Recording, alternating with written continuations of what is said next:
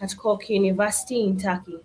He holds a Bachelor of Laws from Kampala International University and two advanced certificates on freedom of expression from the Center for Human Rights at the University of Pretoria and the Bonavero Institute of Human Rights at the University of Oxford. His expertise covers international humanitarian law, international criminal law, investment law and arbitration, as well as international human rights law. Mr. Swale, you're most welcome. Thank you very much. So, please tell us, you're not only the director of logistics, and but also you double as the vice president and the author of the mood problem that we are having in this mood competition. Please tell us more about the company and especially the areas that it focuses on. Thank you very much, Ms. Adeke. And once again, I would like to appreciate this opportunity to be able to talk about basically the aspect of the mode problem and the programs at Firdaus Integrated Services Limited.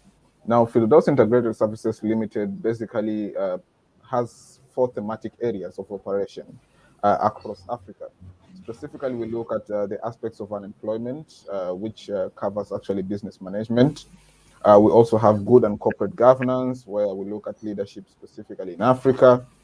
And then we also have conflict resolution, which is the discussion for today. And then lastly, we have family as the basic unit.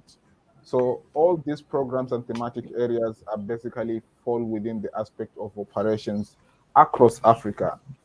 So we operate across Africa, trying to look at the contemporary issues, the contemporary problems that affects Africa, and how we are able to provide solution within the sphere of those four thematic areas. So that's basically what Firdaus Integrated Services Limited, and we do a number of programs. We have experts who are able to speak about some of these issues. We have the opportunity to be able to go ahead and train individuals in Africa on their business aspects and all that. So it's something that we profoundly do at Firdaus Integrated Services Limited, and therefore I welcome this opportunity to be able to discuss these key issues in regards to one of the thematic areas of our operation. So that's basically what I can say about Firdaus Integrated Services Limited. Thank you very much for giving the audience at least a little bit elaborate on what we do in Firdaus Integrated Services, what it's all about, and the areas that we focus on. But let's get straight into the mood competition, which is the major subject in point here. It's going viral in various universities, and as the participants are making preparations, what is the mood competition all about? Well, as I indicated, one of our thematic areas is conflict resolution.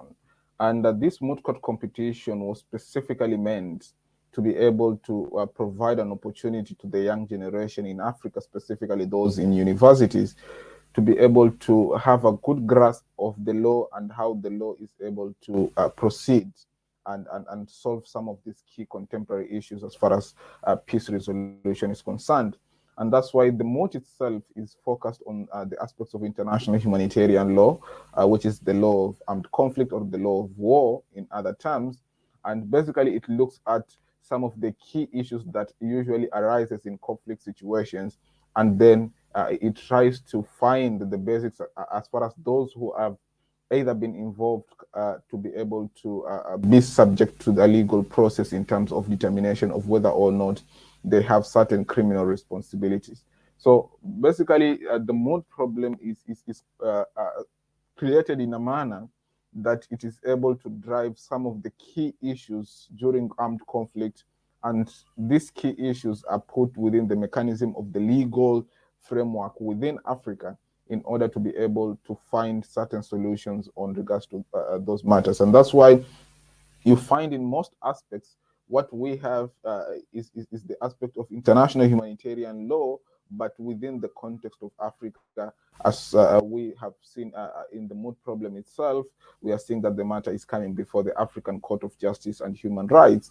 So it basically revolves around the aspects of international humanitarian law However, there are a variety of other legal frameworks that also play a key role because, for example, international humanitarian law itself does not stand alone. It also is complemented by other areas of law, such as international criminal law, as well as international human rights law. And therefore, that is the basics upon which this mood problem is focused on. Oh, wow. So one of the things we talk about in Freedom's integrated services is that we are talking about so many challenges that Africa is facing. But why would the focus be on conflict management and resolution in this matter? Yes. Now, in terms of why the focus was specific on the aspects of international, on conflict resolution as a thematic area, because as we have seen, a number of countries in Africa have been hugely affected by conflicts.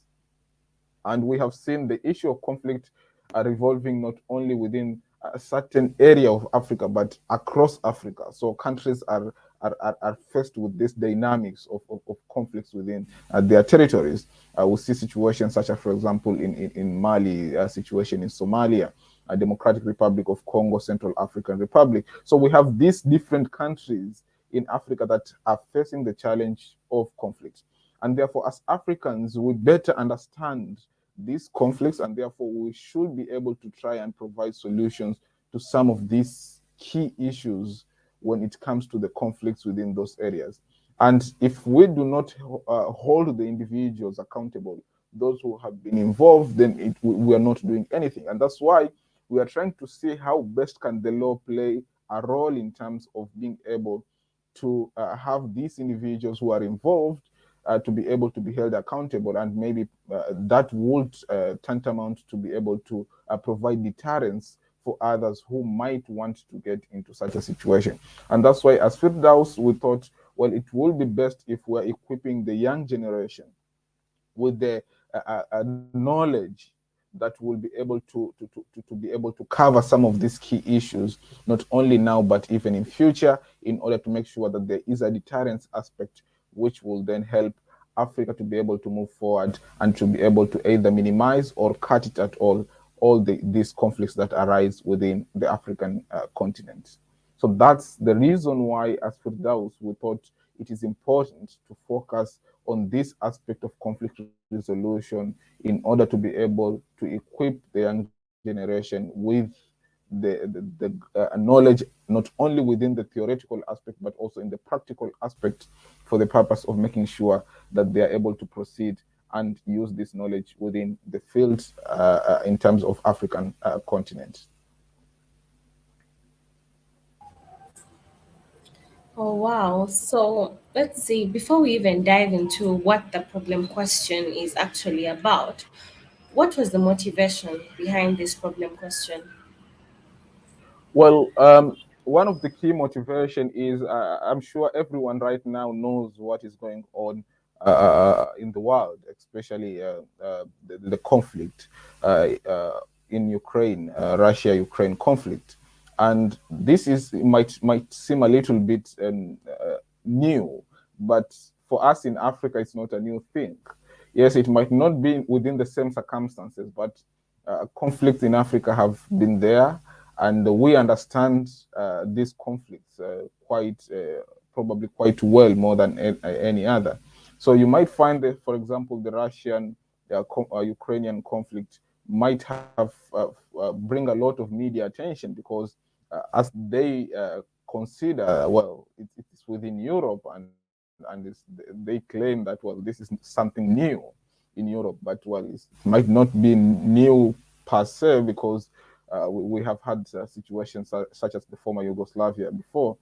But these dynamics, and taking into consideration, and we will talk about it more when we are talking about the aspect of the youth summit, sorry, the African Peace Summit. And we have seen this conflict, and we are seeing that this is something that we Africans have faced before. And therefore, what we tried to do is to make sure that these issues are addressed at this juncture before any other country will be able to presume that it's a new thing. So what we are trying to say, well, this is not a new thing. This is something that we as Africans are able to see it frequently within the territories, within the countries in Africa. And therefore, what we try to do is to bring that knowledge aspect and to be able to give out to the world and to the African communities in general that, well, we have these problems and therefore there is need for us to take action. And that's why when we crafted this mood problem and tried to provide some of the key issues that we will discuss that revolves around certain aspects that touch on African continent, and that was the reason why we were trying to do is we're trying to make sure that the world is able to understand that these are problems that in Africa they exist, and the only way as Africans is to be able to try and find solutions with them, specific using the aspects in terms of the institutions, in terms of the legal frameworks that are specific to Africa rather than to the general world. And therefore, it became a pertinent key issue in terms of us being able to drive this program ahead. So what we are trying to do is basically find African problems. We try to find African solutions for African problems. That is basically what we are trying and the motivation behind it. That's why you find the legal framework that is being talked about here is the Malabo Protocol. The court is the African Court of Justice and Human Rights. So we are trying to find that, well, can these institutions in Africa, can these legal frameworks in Africa, can the policies be able to contribute towards peaceful settlement of disputes in Africa? That is the core and the motivation behind this program. Wow, true. We actually need to know if our African legal institutions can actually handle the critical issues that are happening in Africa. But please let the audience know. I have read the moot problem and it is quite an interesting one. So please elaborate. Tell us about this moot problem. What is it exactly about? Okay. Now, I know this will trigger the participants to be more attentive when we are discussing the mood problem, but I will try to draw a line so that I do not go into the arguments which the participants will be making. So basically, the mood problem it revolves around what we call the situation in Mapalo and Sengin, and you will find across the mood problem itself the names that have been used are names from different parts of Africa. So you will find, for example, we have names from the East African side, West African, Southern African, and even North Africa. So we tried to pick these names from different countries across Africa in order to make it more African.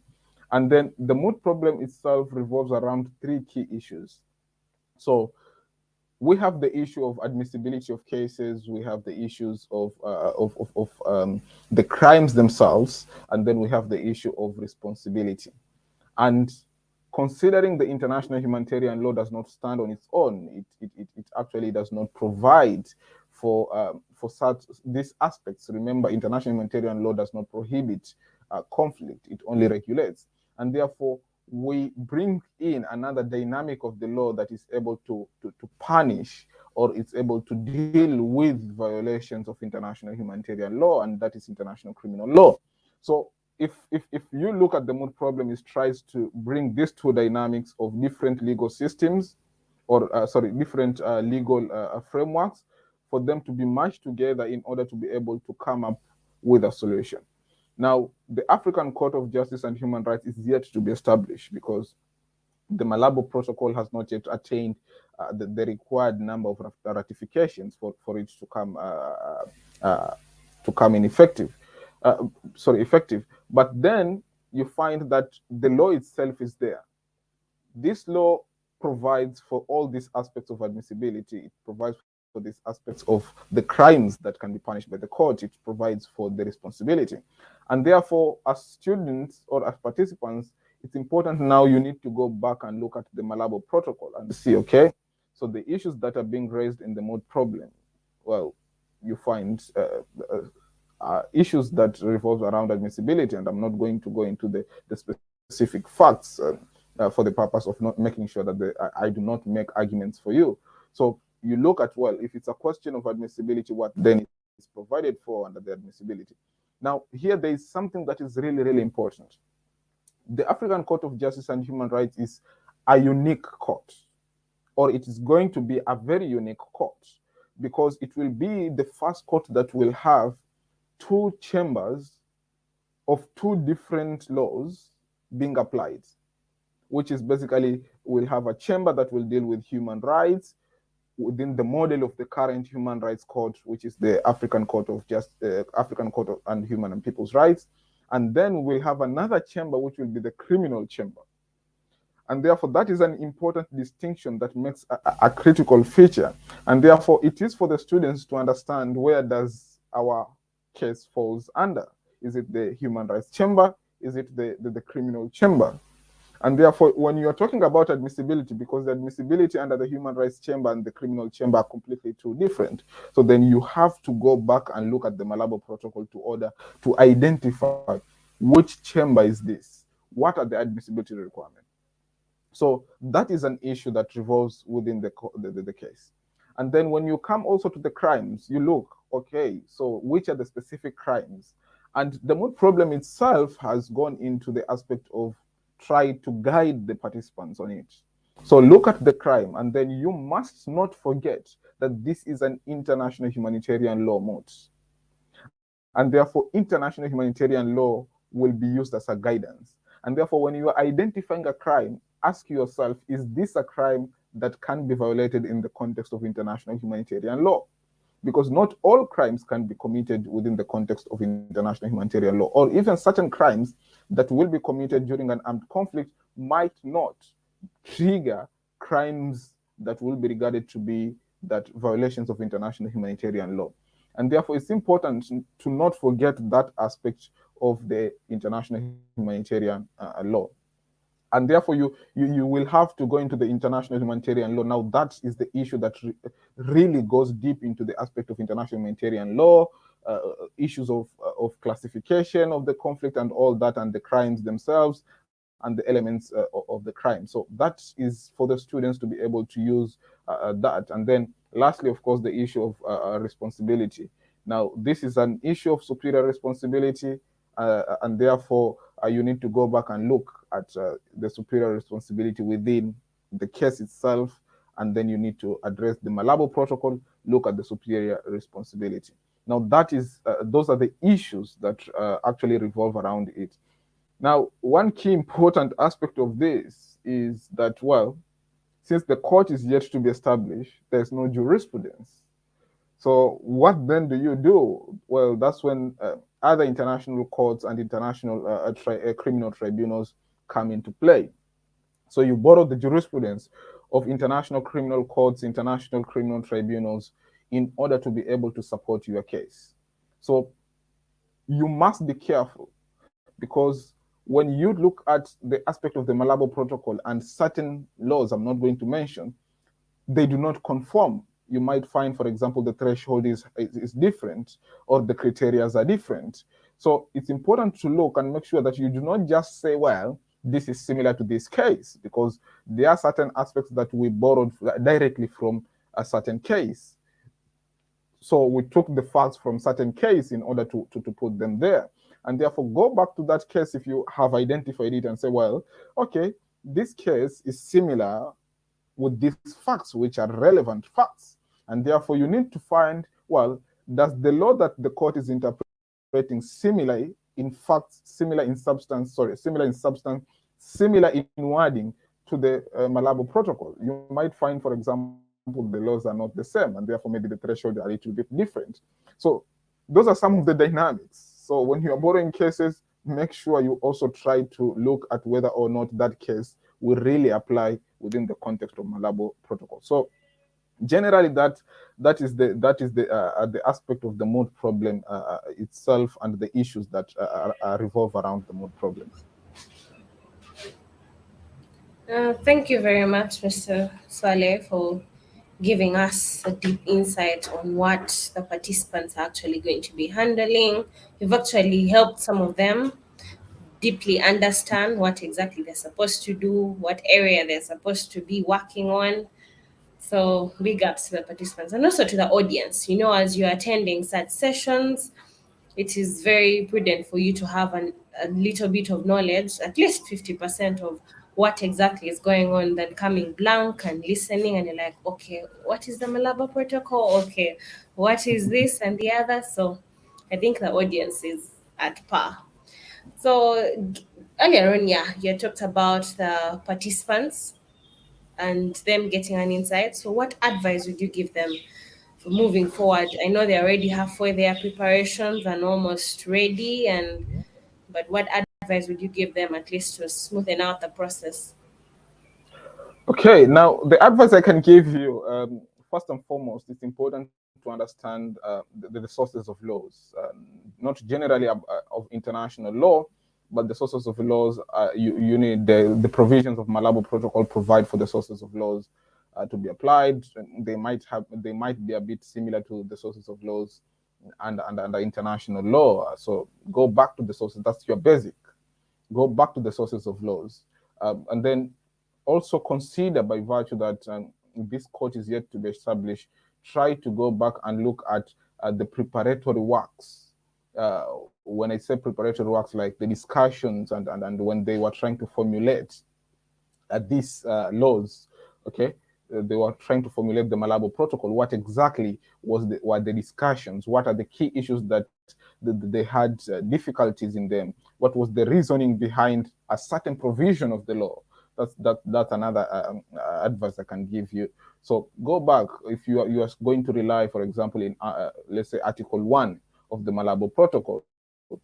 You need to go back and check. Okay, so if I'm relying on this article, what was the reason behind the court trying to, sorry, the authors or the ones who are discussing this article, what was the reason behind it?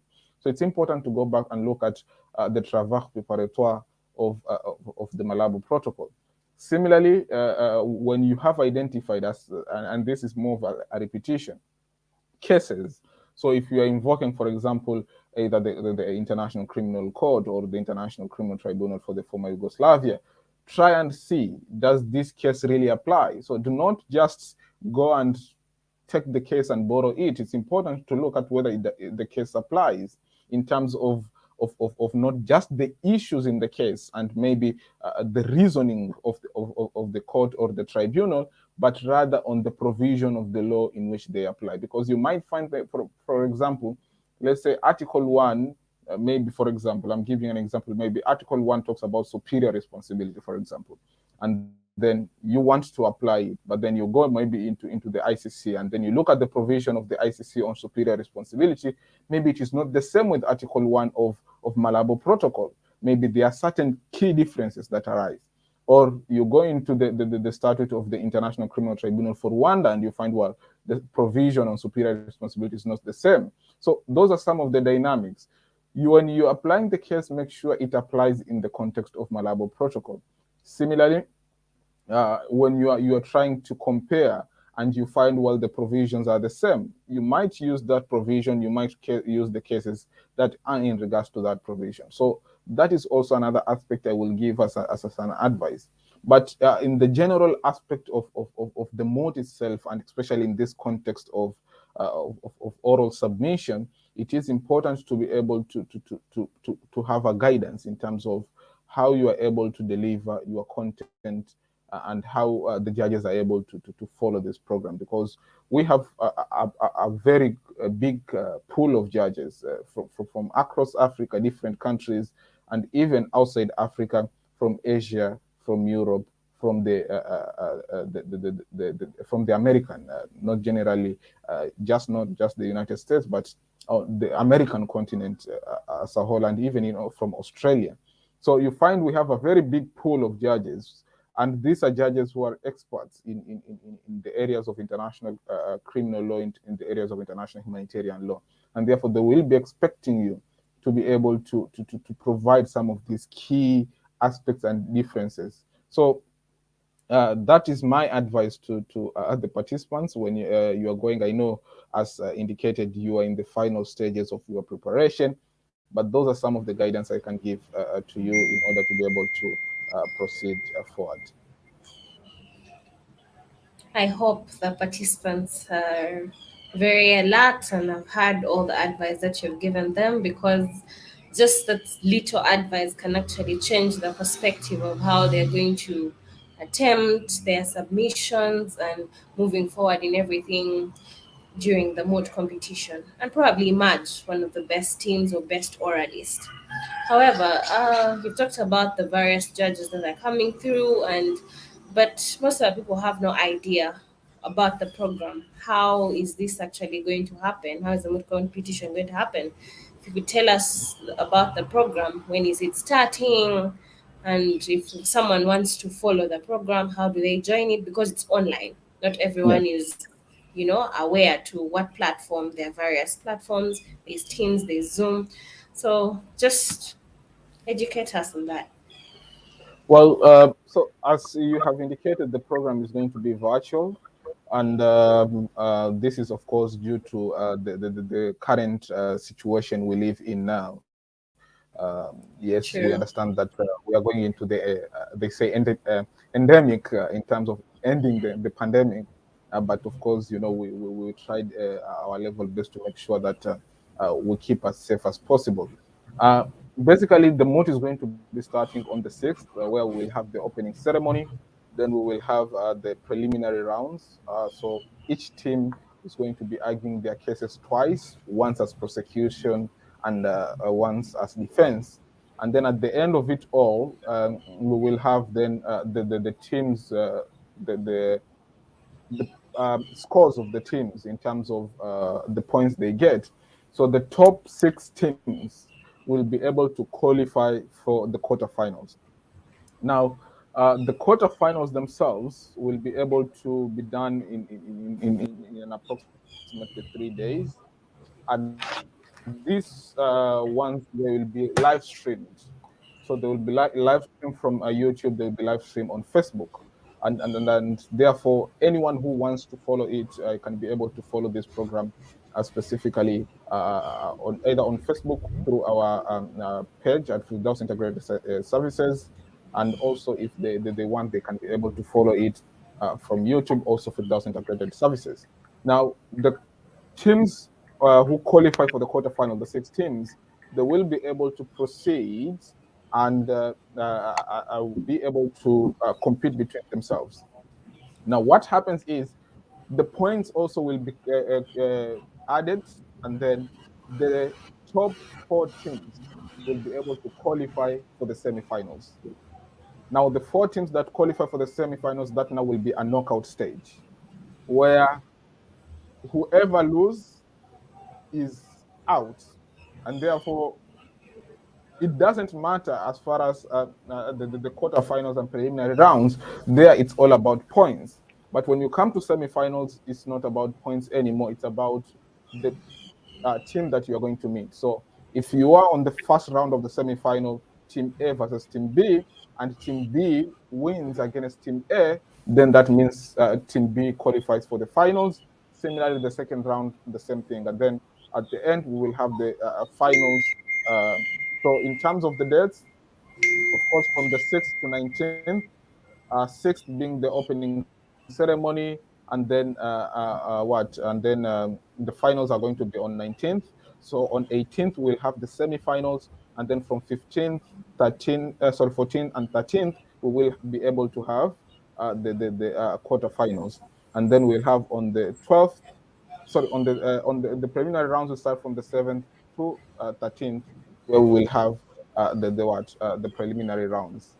So that is basically the schedule of the program, and of course, at the end of it all, we will have the African Peace Summit.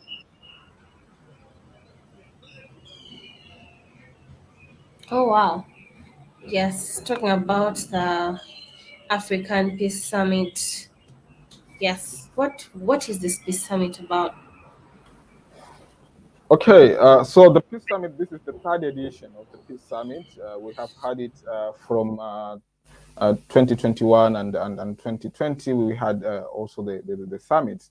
So this is the third edition of the summit, and here we will have experts across the world mostly in Africa, but across the world, who will be able to discuss about the aspects of international law in terms of how it contributes either in favor or against peace resolution. You have seen that there are some critics that have arisen when it came to the application of international law, specifically with the conflict of Russia and Ukraine, where some have argued, well, this shows that international law does not work. If it worked, then it would have prevented that conflict. So, in this aspect, we are going to be trying to look at the experts are going to be discussing how these aspects of international law, but with the specific focus of Africa, in terms of how it is able to contribute towards a peaceful resolution of conflicts. And therefore, the summit will revolve around institutions, African institutions, to revolve around African legal frameworks, in terms of how then they can be able to contribute.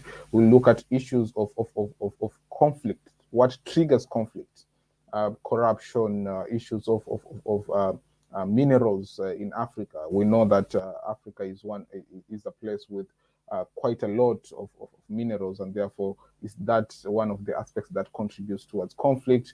The good and corporate governance in terms of leadership, does that also contribute? So we'll try to look at these contemporary issues and problems that contribute towards conflicts, and then at the end, we'll be able to hear some of the solutions to these. And all these individuals who will be doing this, they are experts in these areas, and therefore we expect quite a diverse pool of panelists who will be able to discuss this issue.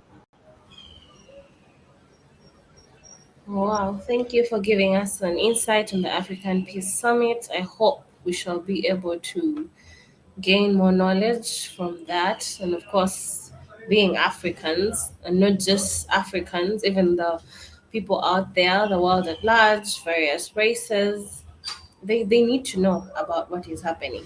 You know, we go through a lot of conflict, and resolution should be a very big thing that should be brought on the table. So the whole thing is about, of course, a mood competition, and the participants are majorly from universities, and of course, these are students. So why do you think involving the African students or these university students in Africa in the management of conflict resolution is a good idea? Well, I think this is one of the pertinent issues, especially when it comes to the generation, the future generation. Young people are they have the biggest percentage in Africa in terms of them having huge impacts.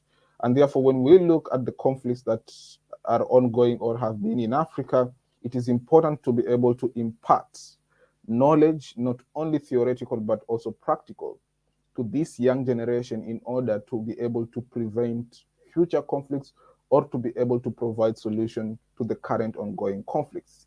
And therefore, the aspirations in terms of finding solutions for Africans, we should not be waiting that, well, the Europeans, the Americans will come and solve our conflicts. It is important for us as Africans to be able to come up with solutions to be able to prevent and to be able to stop the conflicts that are ongoing using our own generation, using our own young people. And that's the reason why this MOOT is targeted at universities in Africa and the young people, because these are individuals who will then use the knowledge they acquire to be able to apply it in the practical aspect.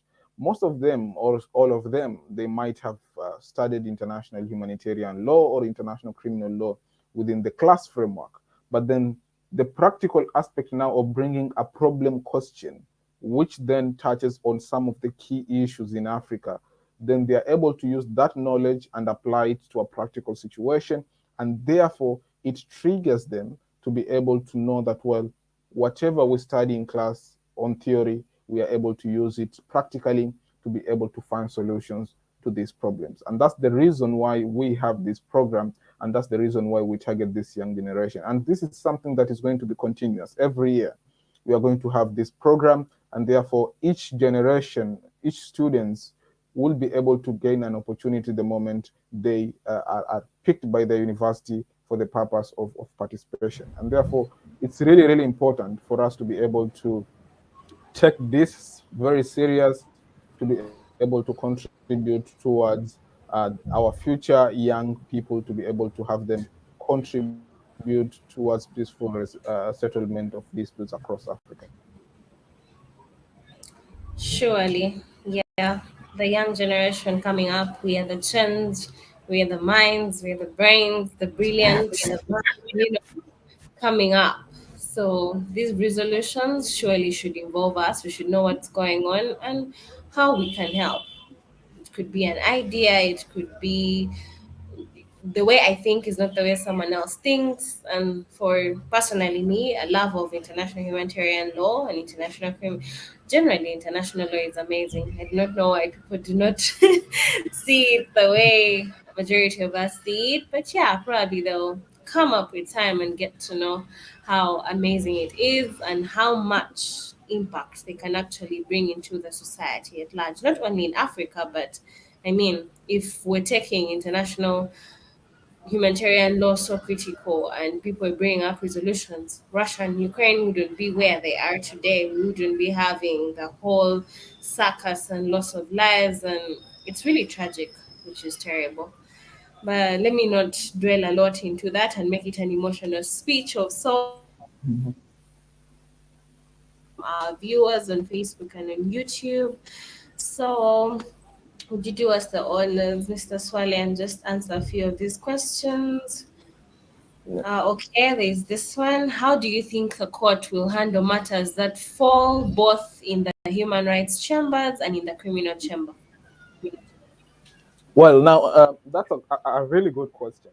Now, one thing that we need to consider is, so if we have an issue that revolves around human rights, and then it also around the criminal aspect, or let's say international humanitarian law. Remember, here now we have a conflict of laws. Now, it is upon the student, and I don't want to go into the arguments themselves. It's upon the students to be able to see, well, what happens when there is a conflict of laws? What happens when human rights and international humanitarian law have conflict? Well, the international law provides for such. I'm not going to tell you where, I'm not going to tell you how. That should be a creative of the participants themselves. And probably those are some of the questions you'll be facing from the judges. And therefore, there is already that aspect that has already been provided for under international law in terms of what happens when laws are conflicting. And therefore, that would be my answer so that I do not go deep into the discussion of what exactly international law says, because then that will be creating arguments for the participants and giving them a way out. So what I can say is international law already provides for that situation when there is a conflict of international human rights law and international humanitarian law, what happens. So they need to go and look, search, do their homework on what exactly happens when those conflicts arises. And there is quite a lot of case laws, both at the international criminal courts and not even those international courts that are not criminal in nature, that provide for an answer to that question. Wow. Okay, so this must have been a question coming from one of the participants. They're trying to preempt the discussion, but nevertheless, yeah, that is assignment, that is homework. Let's see how far you think. Let's see how far you're going to. This is a problem brought before you. How far can your mind stretch? So, another question is, since the program is going to be conducted virtually, have you taken time to train the participants on how to navigate some of the likely technological challenges? Yes, so we took time to be able to give quite some knowledge to the participants, to the organizers, to the judges in terms of how to be able to maneuver. We understand that this is one of the challenges, the technical aspect of it. However, we have tried our level best to be able to inform them, to be able to give them an opportunity to understand the dynamics of the online world and how to be able to utilize some of the platforms that we have provided for them for the purpose of making this program successful. And we hope probably maybe next year, we hope that maybe this is going to be in person after things have resumed a little bit to normalcy, to be able to have this program. And we will really love to see some of them in person. And therefore, we have tried our level best to give them the knowledge, and therefore we hope whatever happens, we will have our technical team on standby to be able to help them in case there is need to. But we have already done so, and we hope that everything will run smoothly. Yes, that is great. I think there is someone from the audience that is wondering how actually this is going to be done. As we said, we're moving, the world is moving, technology is it will reach a point whereby actually meeting in person is just courtesy. You're just trying to make it more, lively, but Yeah. everything will basically be conducted virtually. But nevertheless, yes, as the vice president and director, operations and logistics aside, they have actually trained the participants and those that are handling them. The team is on standby, and we're good to go. So the other question is, if there are people who want to support this program in whatever capacity, how can they do it? Well, if you anyone who wants to support the program, we you can email us, or you can personally email myself. My email at wengo at Firdaus Integrated Services Limited. When you go into our website, Firdaus Integrated Services Limited.com, sorry, Firdaus Integrated Services.com, you will be able to find our emails there, and therefore email us, and then you we will be able to get back to you in terms of how best we can be able to have you to be able to help us in this program. And therefore, email us, or you can also send us a message through our social media accounts, and then we'll be able to get back to you and see how best you can play a role in this program. Yes, perfect. Before the end of this whole session, I will relay to you all our social media platforms and any other medium that you can use to actually access our information or contact us. So please stick around to wait for that. And then our final question is, how can one actually attain a copy of the program in order for us to keep track of the events? Well, the program is provided for in our website. When you go into our website, there is a tab on the Moot Competition, and there you will find the schedule itself. You will find the moot problem, the rules, everything is provided for in our website, and therefore, when you go into our website, you'll be able to have all this information that we are able to provide to you.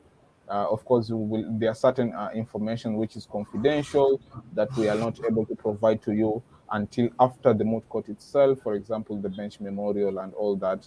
Those are confidential documents, because if we provide that, then it gives an upper hand to the participants, and therefore that has been restricted only to the judges, and then it will be provided subsequently after the moot on our website to be able to equip others, and knowledge, and others have knowledge in terms of how this works. So everything is provided for in our website, and if you go there, you'll find all the information you require.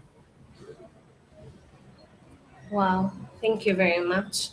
We're very happy that we have actually had you, Mr. Vice President, Director Logistics. And at this juncture, actually, that is the end of our discussion. But before we close, I would like to invite the President, Firdaus Integrated Services, Dr. Abdukarim Aziz, to give a vote of thanks. Mr. President, you're welcome. Good afternoon, everyone. I'd like to join Mary and our invited guest, who is one of us, Mr. Swale. Thank you so much for that comprehensive analysis regarding the uh, proposed or upcoming moot court competition and the peace summit. I'm sure our listeners have learned one or two things regarding what we're doing and what we're planning. And in addition to what he has explained since 1 hour ago, we are also in partnership with two universities, and that's Kwara State University Faculty of Law and Adekunle Ajasin University. So by next week, everything will unfold, and we just encourage our viewers and audience to join us as we try to bring solutions to most of the pertinent challenges facing the continent of Africa, which is conflict management and conflict resolution. So, Mr. Swale, thank you so much for the job well done. Mr. Swale has been the brain behind some of the things we've been doing, and he has been very active. And so we thank you so much. To Adeke Joy Mary, the host, notwithstanding I saw results yesterday of all this, and my mind, my heart went to say, oh, Adeke. Now I know we know for sure that you're going to top life. So we trust you, and we know you're not going to disappoint. So on behalf of Adeke, we want to congratulate all our members that successfully completed their postgraduate degree in law, and wish them all the best in life. Joining us today in the program, we have all our coordinators from the director, administration, and that's Mr. John. Mr. John, thank you so much for joining the program. Our country coordinator for South Sudan, Mr. Daniel. Country coordinator for Zambia, that's Ms. Marvelous. Country coordinator for Uganda, Comfort. Country coordinator for Tanzania, Rwanda, and Kenya, that's Mr. Patrick. To all the team members and all our directors, director of finance, all of them, we appreciate your sacrifice. We appreciate everything you've done so far in moving this company forward. And we hope that we are very capable to organize this program, and the world will see that. And once again, Mr. Swale, thank you so much. So Adeke, over to you. Thank you very much, Mr. President. At this juncture, someone was asking where they would find actually all those all and I just want to put up this. Yes, I hope everyone can see my screen. Yes. So on Facebook, we had Fridaus Integrated Services as well as YouTube. On Twitter, we had Fridaus Integral One. On Instagram, we had Fridaus_Integral One. On LinkedIn, we had Fridaus Integrated Services Limited, and our official website with all our information, giving you the current news, what's happening, when we are starting everything, is www.fridausintegratedservices.com. And we are live every last Sunday of every month with exciting topics on critical issues that are actually affecting Africa.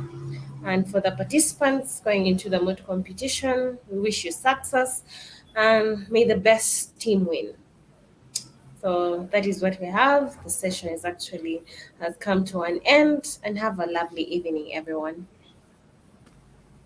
Thank you. Afternoon to certain everyone is tuning in from different areas of the world. So I'm sure some places it's still good morning, some places it's good afternoon, some places it's good evening. So have a lovely day. Thank you. Bye, Adeke. Thank you.